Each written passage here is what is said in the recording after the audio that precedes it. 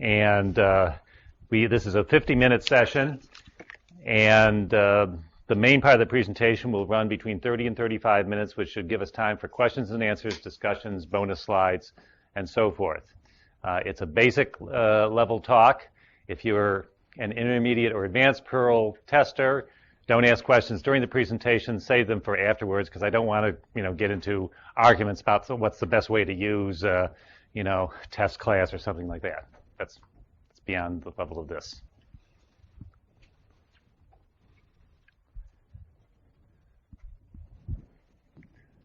Okay.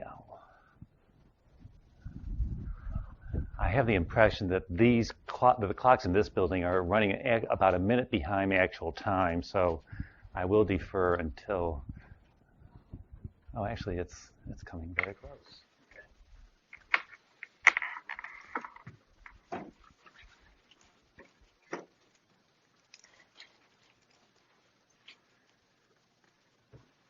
Okay, so this talk is called 82% of what you need to master Perl testing. My name is Jim Keenan. I live in New York City. Currently, I work for a company called Experian Cheetah Mail, and I've been doing Perl for about 12 years, and I'm not the creator of any Perl testing libraries or program or anything like that, but I am an avid user and advocate of Perl's testing capabilities. So Perl has tremendous testing libraries. Since 2001, when Michael Schwern, the fellow who gave the keynote speech this morning, created the test simple distribution, which then went on to include test more and test builder, which was written by Chromatic, who's also here at the conference today. We've had this explosion of testing libraries, all of which are available up on the CPAN for your use in Perl. Test class, test exception, test this, that, and the other thing. Lots of them. Just go to CPAN and look at all of them. Moreover, thanks largely to people like Schwern, Andy Lester, who's here at the conference today, who I will mention later on, testing has become a part of the Perl community culture. And for example, every distribution that is uploaded to CPAN is expected to have a test suite. Moreover, we are constantly looking to improve our testing capabilities. We have these annual events called Perl QA hackathons. They just had the 5th annual QA hackathon in Paris at the end of March. However, many people are reluctant to write tests for a whole variety of reasons, which we can go into in the question and answer period, but I'm not going to touch on today. Right? I'm going to assume that if you are here today, if you are reluctant to write tests, you are at least willing to try to overcome that reluctance. And what we will do is give you the absolute basics that you need to overcome that. Specifically, we'll give you 82% of the basics. The last 18% of the basics, you're on your own for that, right? And you will get the 82% if you do the exercises. Okay, so as I said, there are materials up there. We will repeat this slide at the end of the program, so you don't have to worry about it now. If you were able to get one of the copies of the handouts, you can follow along, right? So a Perl test program is just a Perl program that uses testing functions. It's really as simple as that, okay? And we're going to start with the most very basic, the most very simple Perl testing function that there is. It's a function called OK, and it lives in the module called test simple, which is found in the test simple distribution on CPAN.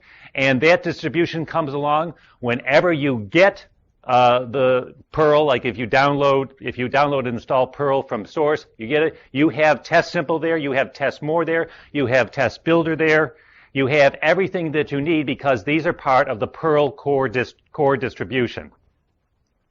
And we'll start with the basics. It's OK from a package called test simple. Here is our first. Let me just make sure to say. OK. Good. Here is our first Perl test program. as I indicated, it's just a Perl program. We're going to call it with a Perl executable. We import the module called test_simple, and we say that we are going to have one test in this program. Test_simple requires us to announce the number of tests that are going to be in our program. We'll have a bit more discussion on test plans later. Just take it as given for now. We use test_simple. We declare a variable, in this case called $x. We assign 1 to $x, and then we call the OK function. The OK function has 2 arguments. The first is an expression in Perl which is evaluated for its truth value. Now, I hope you know that in Perl, truth means a statement. Basically, falseness is an expression that evaluates to 0, an undefined value, an empty string, or an empty list. Everything else is true. So the first argument to the test_simple OK function is an expression whose truth we are going to evaluate. The second argument is a string, it's an optional argument, but it's highly recommended. And what it does is it provides a human-readable description of what the test is doing. The second argument, you can call it the test name, the test label, the test description. It doesn't matter, right? And people argue over it. But I strongly advise that you use it, because if the test is not okay, you want to know which test failed. And it's the test description that tells you what it did. And note also that here I'm using the double quotes so that any Perl variables in this string interpolate. So when this prints out, it won't print out as $x, it'll print out as 1, as we'll see. Okay, so let's run our first Perl program. We call it with the Perl executable. This program, I've got the tests organized much as they would in the CPAN module. By convention, we put all our tests in a T directory, and we use .t as the suffix. So I run the program. It prints out 1.1, which means there is the plan of 1 test in this program, and it says it's okay. It prints the number of the test, a hyphen, and then it evaluates, it interpolates and prints out the description. Our very first Perl testing function. Everybody with me so far? Okay, let's complicate things a little. Our second test is going to be called simple.t. You'll see that all I'm doing is tacking on one additional test in this file, and I'm incrementing the number of tests to 2. In this second test, what we're doing is we're going to pass a false value to $x, and then we're going to evaluate it. And so our intent is different, so we change the description. We say $x evaluates to false in Perl. Okay, let's run the program, see what happens. Something's wrong here, isn't it? Our program printed out OK for the first test, which we already knew. But then it printed out not OK, too. 0 evaluates to false in Perl. And it tells us that we failed the test. It tells you which test we failed, the test whose name is 0 evaluates to false in Perl. It tells you the line in the program where the test failed, and then it rubs the message in. Now, what happened? Can anybody tell me what happened, what went wrong here? Yes, sir. You didn't update your test condition. That's correct, right? Okay, so what happened was we remember what we're doing is we're evaluating this first expression for its truth value in Perl.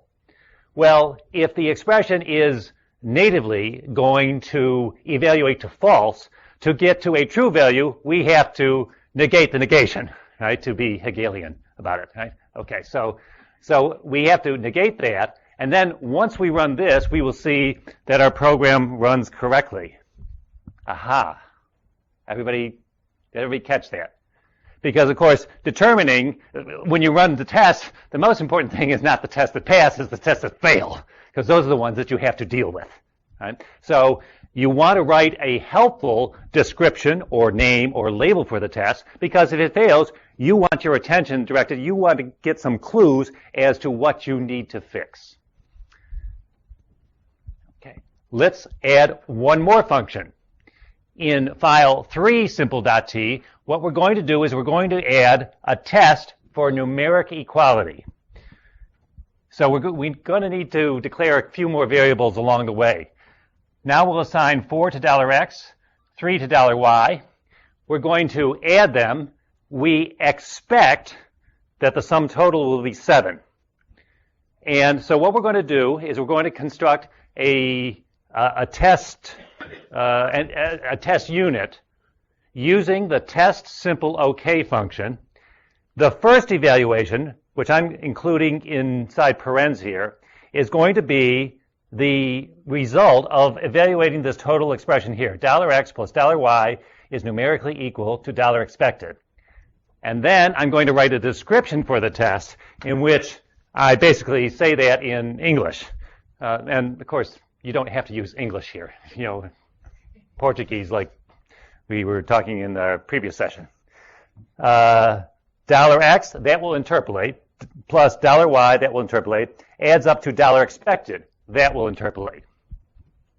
Okay, so we run the program, and we see that 4 plus 3 adds up to 7. So we have conducted a test of numeric equality using test simple OK. Now what we're going to do is we're going to have a test for string equality. And you see here that just to save space on the screen, I've snipped out the tests that we have already written. But in the handout or in the tarball, you'll get them all there. So we'll assign the phrase love is a, and with a word space, to $x. We'll take the string many splendored thing, we'll assign it to $y. What we're going to do is we're going to use Perl's string concatenation operator to join these two, and what we predict will be the result will be the string love is a many splendored thing.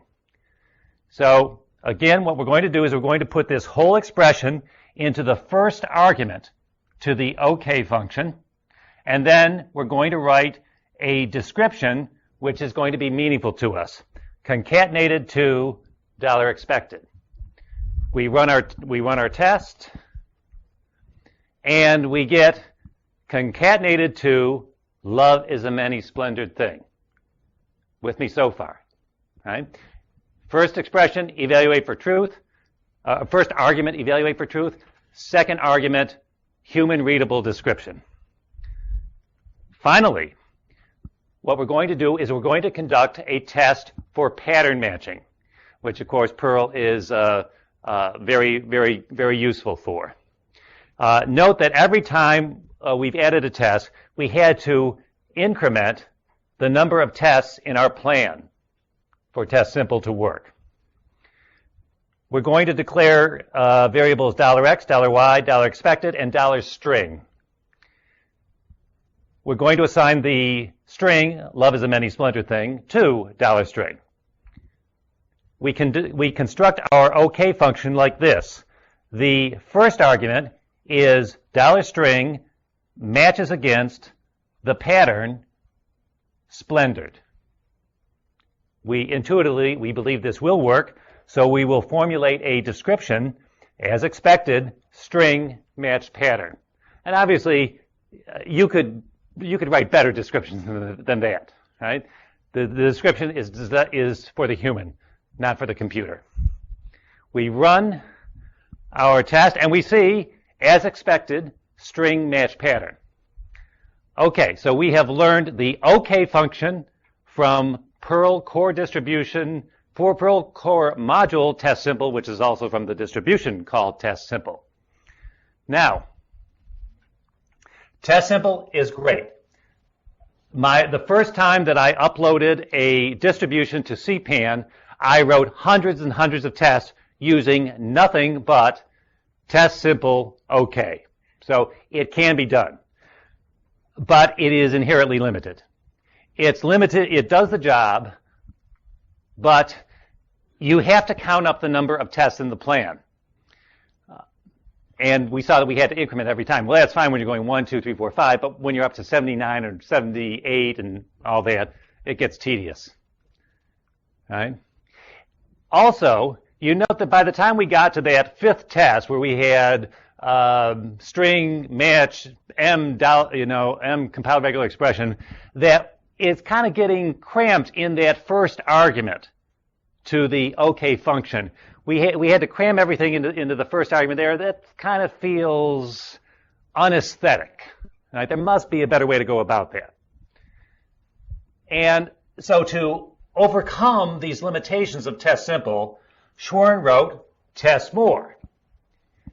Test more, which is also available in the test simple distribution on CPAN, but is also available with Perl everywhere. So if you have Perl, you have this. Test more has the same OK function as test simple, but it has a lot more, as the name suggests. For one thing, it enables us in a number of different ways to avoid having to count the number of tests in the plan. Now, let me just take a little sidestep here and say, well, why are plans important? Well, because if the test program is just any other, it's just a Perl test program, for some reason it can die in the middle. And if it dies, you want to have an idea of how many tests fail to run. So that at least was the original argument for declaring a plan.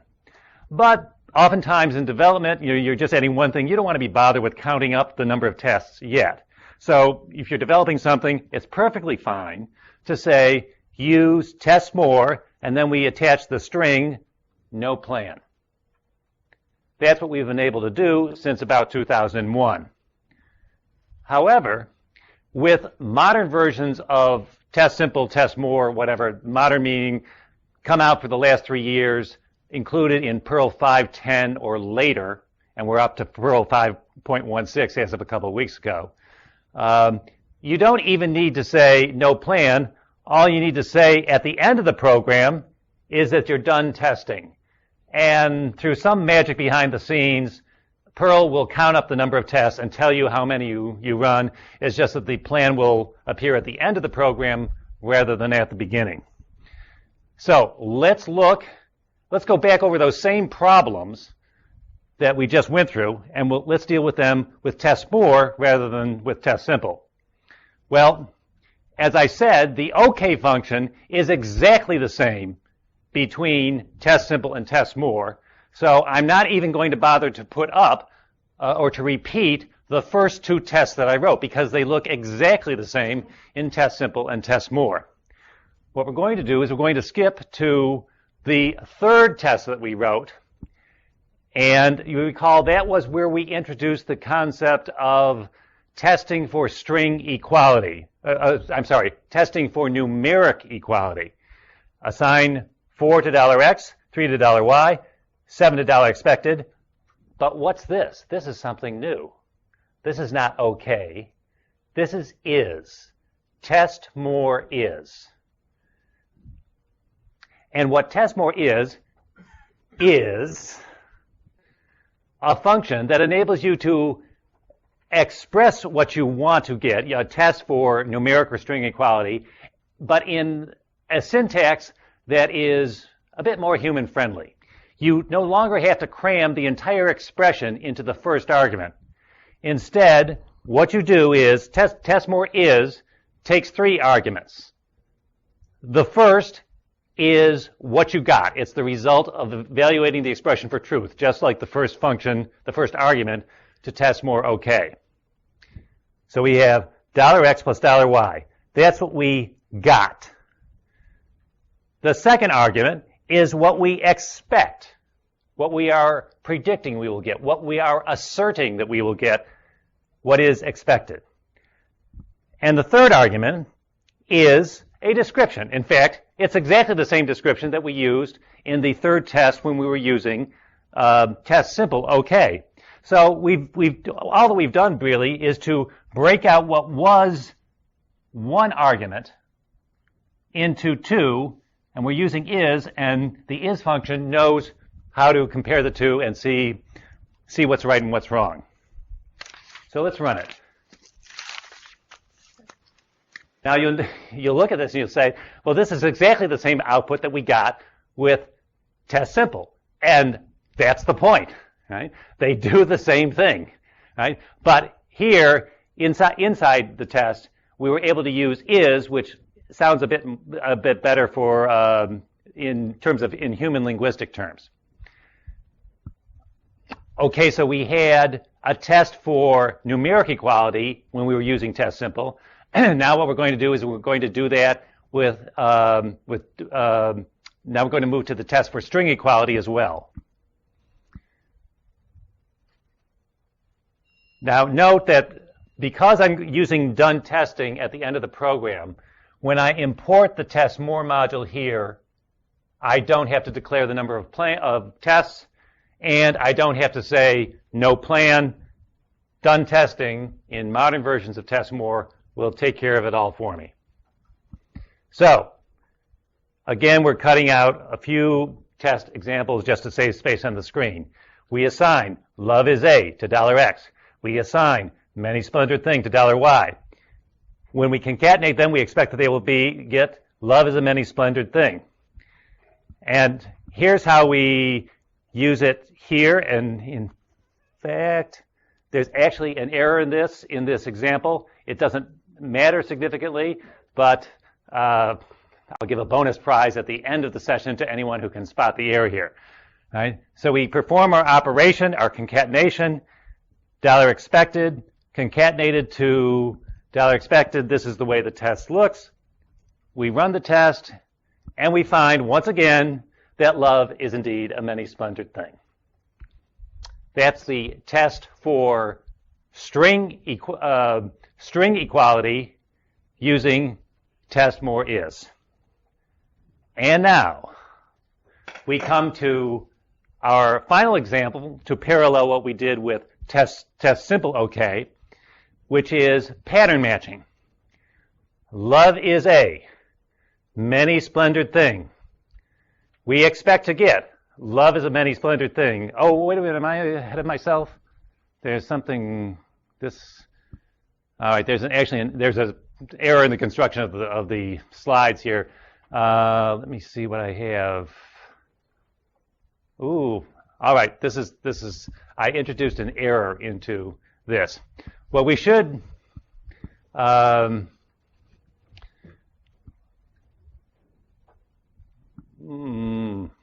don't dare write on this board, do I?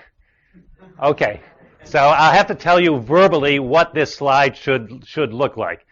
And maybe it's correct in the handouts, maybe not, but we can fix that. Okay, so with test more, we have a function called like. And what it says is take the first argument, and that's like a string of some sort. It's usually the result of some other operation.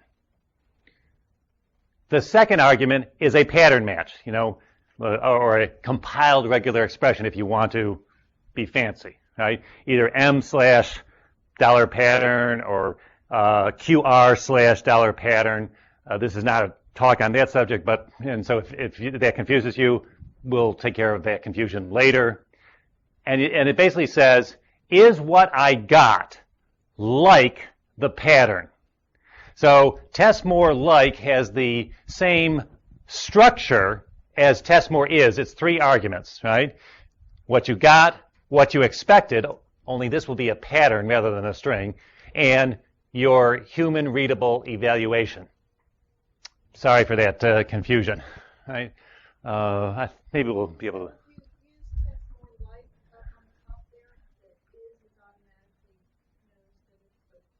No, that's the mistake.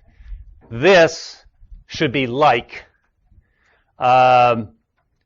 This should be a pattern match. It's correct in the handout. Okay, yeah. See, the problem was that somebody 2 days ago, pointed out an error in one of the slides, and I fixed it, and I introduced another error at the same time. Okay, let's barrel on, and we'll try to compensate for that in a minute.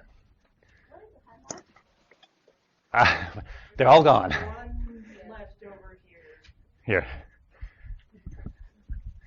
However, all this is available on the website, and we'll show you that link later, so you do not worry in the least about that. Okay, so we're going to run our program, and we will get, as expected, string match patterns. So the output of the test simple version of this program and the test more version of this program look exactly the same, because the descriptions for each of the tests was the same. It's just the functions that we used to get to that point were different. Okay, so you'll note that what we've been doing in all these examples is to run these programs with the Perl executable. Now that's fine, but oftentimes when we are testing, we want to use a program that is more specifically designed for testing.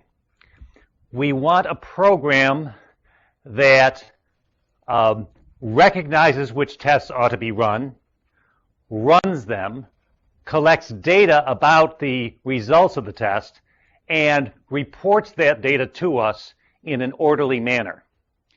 That sort of program we call a test harness. And that's a generic term for this type of program, as well as the name of a specific Perl core library that you have on all these laptops in front of me. So a test harness is a program for running more than one test program at a time. It selects the tests to be run, runs them, collects data, and reports the data. Now, in Perl, the simplest test harness that we have, and that all of you have, because it's on those laptops, because it comes with Perl, is called Prove. And it was created by Andy Lester, whom you can go up and thank for writing Prove at this conference. And it's included in the core library test harness, which was originally created by Michael Schwern, who was the keynote speaker this morning, so you can go up and thank him for that too. So Prove is a command line utility. We will run it in the tarball, or in the handout. You will see that I basically at a certain point got to a program called 5 simple.t and a program called 5 more.t. And if we run them with Prove, this is what the output looks like. We get the results of each individual test file. The OK here means that all the tests in this file passed. We get a statement, all tests successful. That's across the various files that we ran. We get a count of the number of files, the total number of tests, the time that it took, and the overall result, which is pass. And we got this by simply calling Prove T5 simple.t, T5 more.t. Prove, our basic test harness. Now, Prove is a command line executable, and if you've run command line programs, such as Unix utility programs, you know that they frequently come with a lot of command line switches or options. Prove is no exception to that. It does come with a lot of switches. The one that I most frequently use is -v, which, as you might guess, stands for verbose output. If we were to run Prove -v, and then we can say T05 star.t, and of course that star will interpolate all files in that directory that match that pattern, shell globbing, as they say. We get here we get the plan for test simple. It appears at the top because we exactly specified tests arrow 5. We get the output of each individual test file. We get the overall result of the file. Then when we run 5 more.t, which we wrote with test more, and in which we said done testing at the end of the program, we get exactly the same output, don't we? Right? Then we get the results of the plan. Okay, all tests successful. Files 2, blah blah blah blah blah blah. It's exactly the same, except that you get the results of individual tests. So this is proof with verbose output. Now, so far we've learned test simple okay. We've learned test more okay, which is exactly the same as test simple okay. We've learned test more is. We've learned test more like. And we've learned the command line utility prove, which is a test harness program. Now, okay, so this is where we stand. Is there any questions of clarification so far? Yes, sir. We'll take one question here. So why did that log come back non-alphabetic in the last slide? It should run test more before test simple because of the alphabetization of those file names. I don't know. That's a characteristic of the shell, not of Perl or of proof. I don't. Okay. All right. So this is what we've learned so far. Now, so far what we've been doing is we have been writing test functions and embedding them in the actual running program that we are concerned with. That's perfectly well and good, but it's much more common at least in the Perl world, I don't know about other worlds, but it's much more common for us to write our code in subroutines, extract those subroutines from the running program, put them in libraries called modules, and then to call those functions, import those functions back into the running program and let them run there. And the thing is that if we can do that with functions in a running program, we can do that with functions in a test program as well. So what you will find in your typical module up on CPAN is that the test suite, each file in the test suite, imports subroutines from the library that is being put up there on CPAN, calls them with a test harness program, runs the results. So we're testing not simple little code fragments. We're testing subroutines. And more specifically, we're usually testing the return values of subroutines. The return value of subroutine is usually what goes into the GOT, the first position in any of these functions. So if you put your subroutines into a module, you can import them into any program, including a test program, where you can test them with Perl test functions. The more thoroughly you test them, the more confidence you can have in them. That, ladies and gentlemen, is the hidden message in this program. That is really the main point, because that's why you are testing. Right?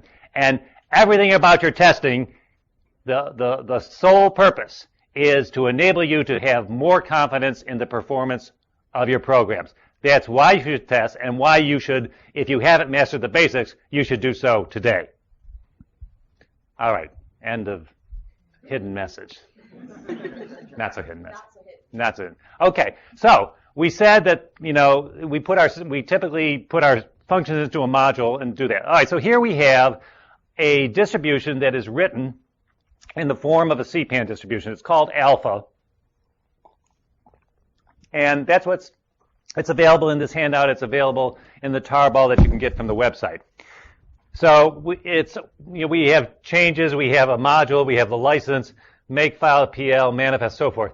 The only thing that we're concerned with today is the functions that are found in libalpha.pm and the tests, which are going to be in a file called allmethods.t.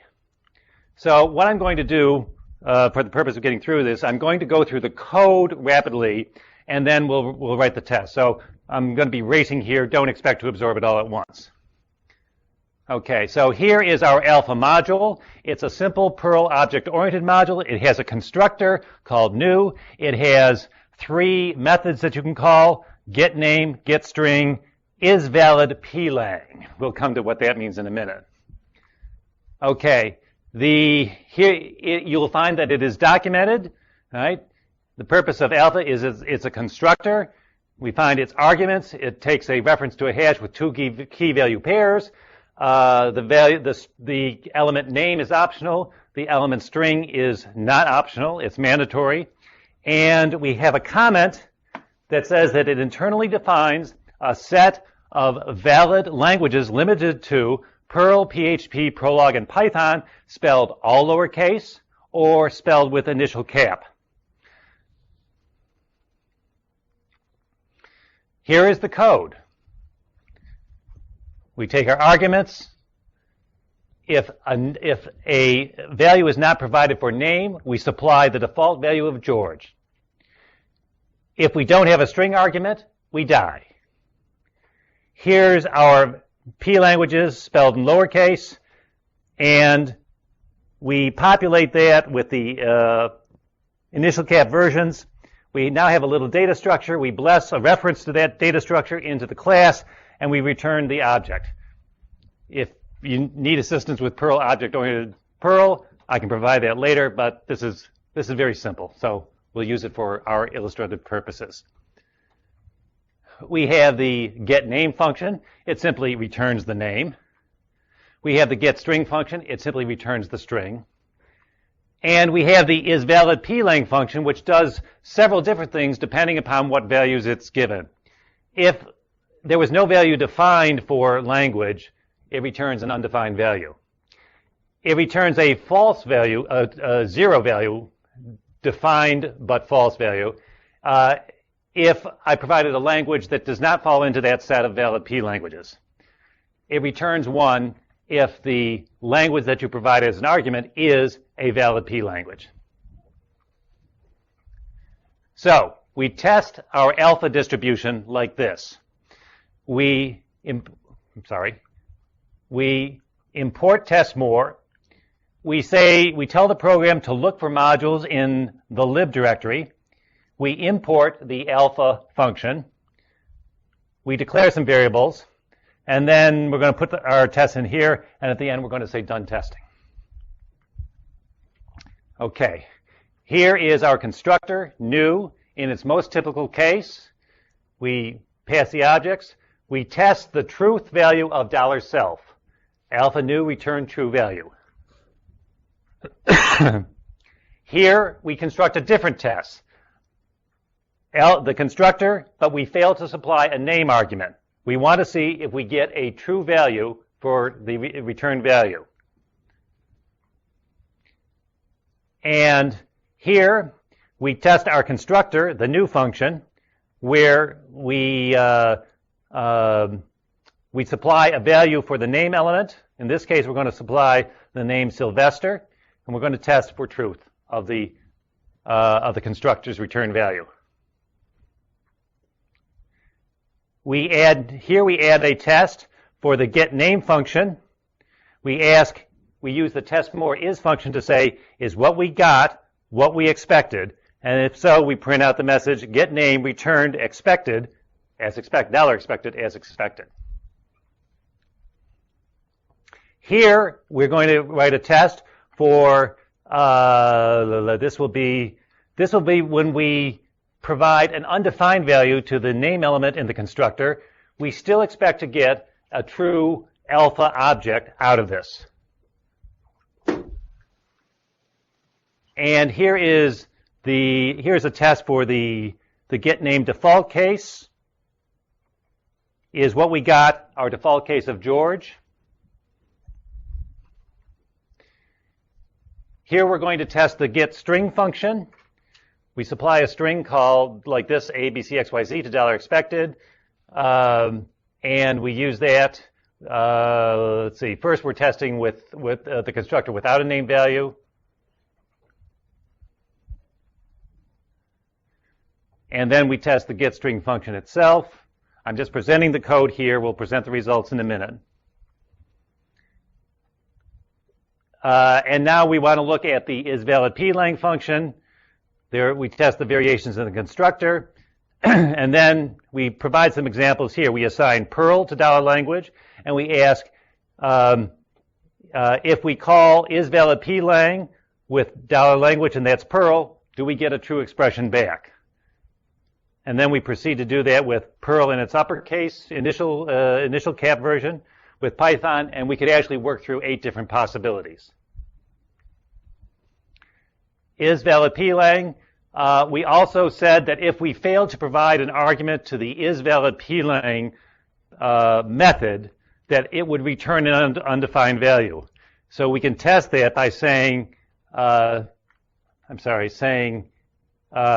OK, not defined the return value of self isValidPlang. And let's see. Right, we can also test.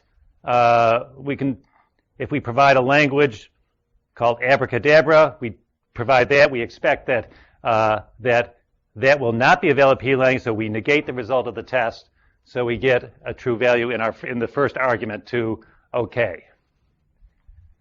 And the documentation that we saw for the alpha module said that it would that certain things were required, and if they are not provided, then the code must die. The program must die.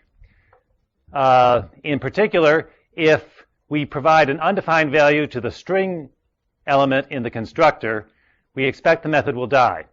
Here, and testing when things die is something that you do a lot with the like function, because when something dies, hopefully you have written an error message that gets returned. And what you can do is you can collect that error, capture that error method in Perl's special $@ variable. And then you can say, is the content of $@, does it match a regular expression that looks like this? Does it match that pattern? If so, print out this message, alpha new got expected error message when the string was not defined.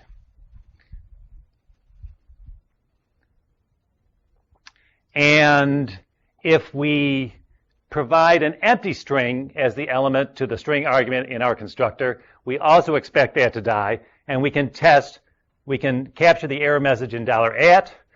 We wrap this in an eval block in order to capture this error message. We use our like method here, and we run it. And then we're done testing. So we actually packed a lot of tests in here, but you will see once you run it a few times that we have actually tested every single statement in the alpha distribution. And this is what the output looks like. Prove -v all methods.t, and it returns all the messages, prints out the number of tests in the plan, reports that all tests were successful. Okay, so now, believe it or not, you have learned 82% of what you need to be a competent Perl tester. You've learned the OK function, whether from test simple or test more. You've learned the is function from test more. You've learned the like function from test more for matching patterns. You've learned the command line utility prove in both its regular and verbose modes. And I have given you a very quick run through of how to test functions which are imported from a subroutine, which is the most typical use of testing functions in Perl. And I state from experience that that is 82% of what you need. But you may wonder, how does he get that figure? Well, for the past 6 years, I've been a member of the Paired Virtual Machine project.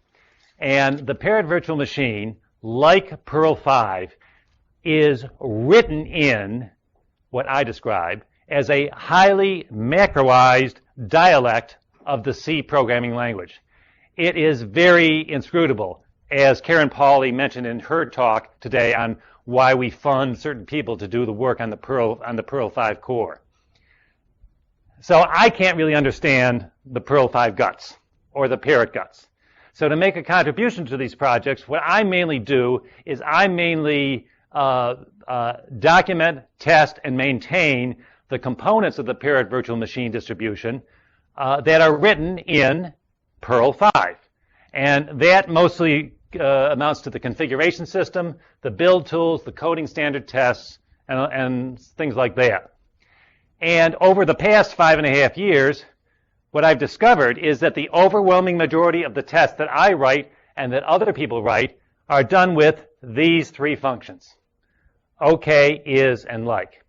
And in fact, what I recently did was I hacked up a version of test more that counts the number of times that the different test more functions are called.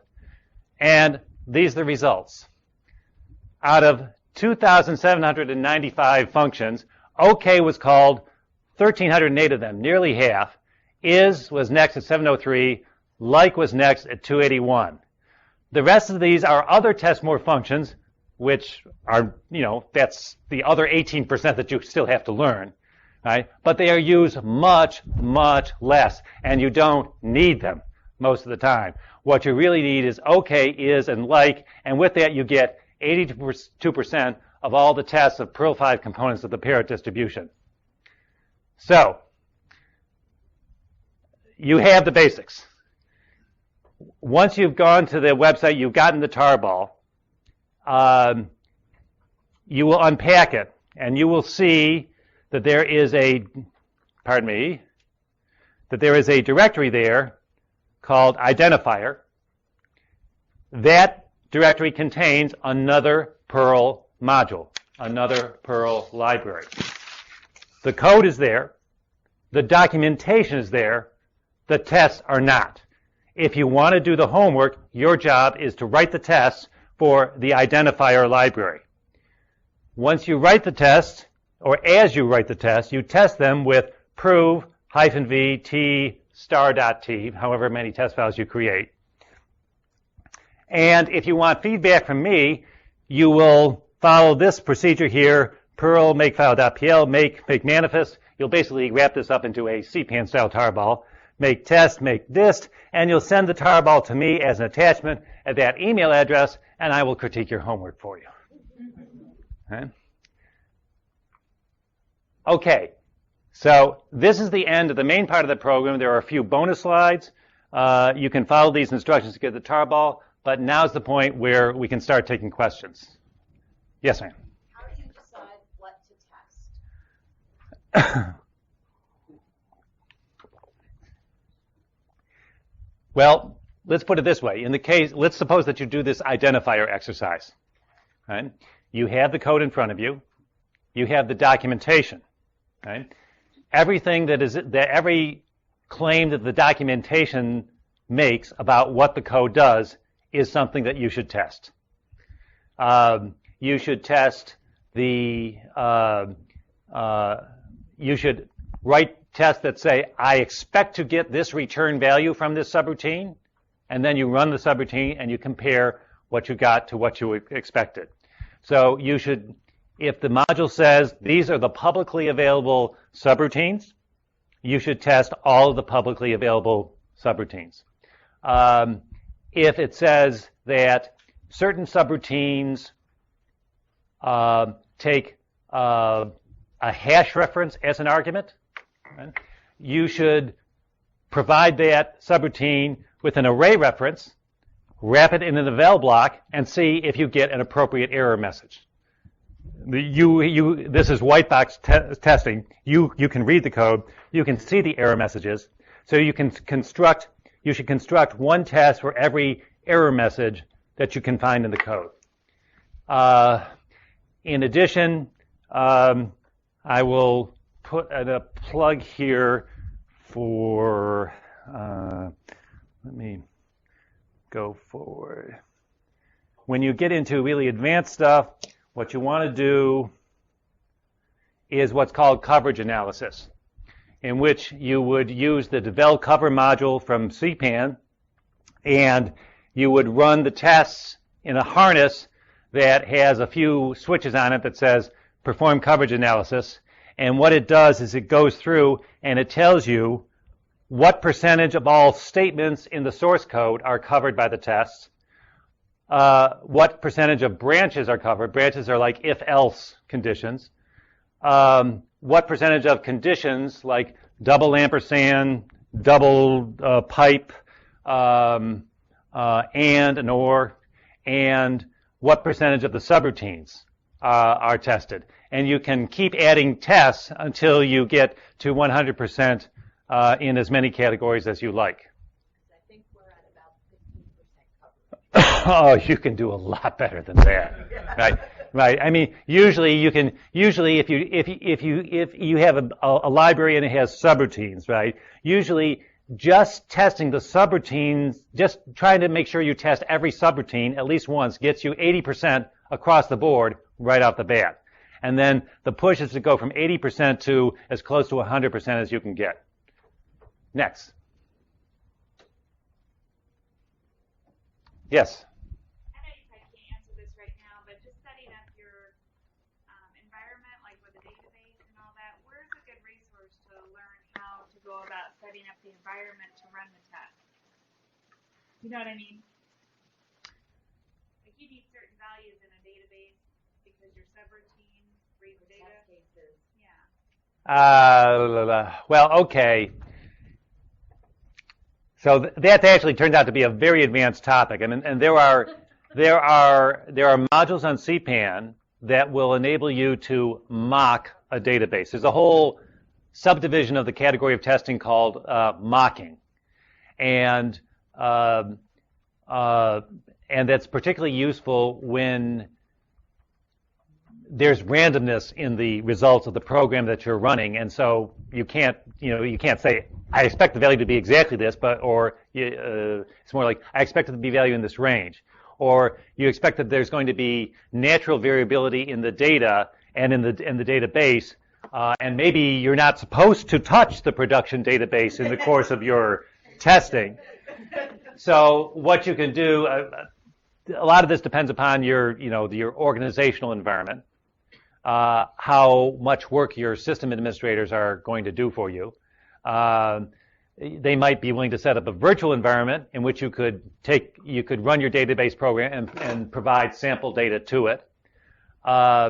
You could possibly just, under your home directory, you could set up an SQL-like database and supply a range of results, a range of data that you would then use in the subroutines that simulate the production program, and then you would run the testing module, your testing functions over that simulation. There's more than one way to do it. Next. Other questions? Okay, I'm actually 2 minutes over, so if anybody wants to come up and ask questions or see any of the bonus slides, you can do so. Otherwise, please, if you want feedback on the homework exercises, please be sure to sign up on this clipboard as you leave the room. The clipboard will be over here. Please sign up over here if you want homework feedback.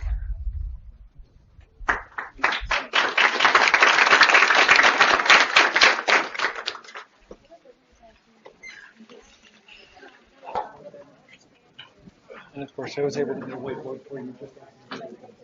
Well.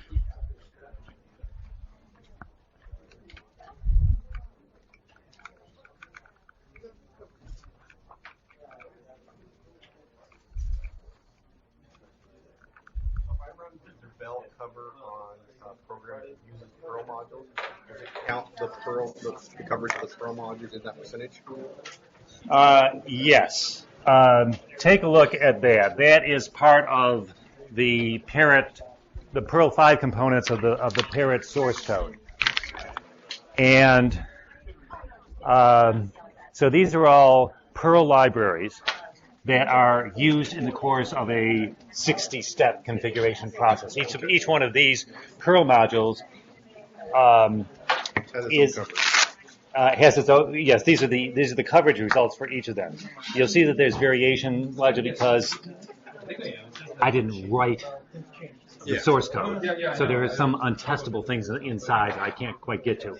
Also, there's conditions that you often don't write tests for, like did I fail to close the directory handle? That you don't need to bother with that because that's, Okay. Yeah, So- I didn't even know that module existed, and so we do everything in Catalyst. So I was wondering if I ran it on our program, whether it would all pull in all the. Okay, so here's develop cover on CPAN, right? Now, here is a talk that I gave 5 years ago. Oh, you actually. Yeah, I didn't, on coverage analysis, right? Sort of the introduction. Now, also, I'd like to see that. well, if you get the slides, everything will be in there, right? Okay. In addition, Paul Johnson, who is the author of Develop Cover, he has a Perl 5 Foundation grant right now. And I believe that one of the things they tried to do is to write a subclass of Develop Cover that is designed for Catalyst or Moose or something like that. So if you go to, if you go to his website, that's your learn how to use Develop Cover in a basic case, like this code first, right? And then you'll be able to understand the complexities of when you try to apply it to something else, because it does get complex. Cool. Thank you. Hello.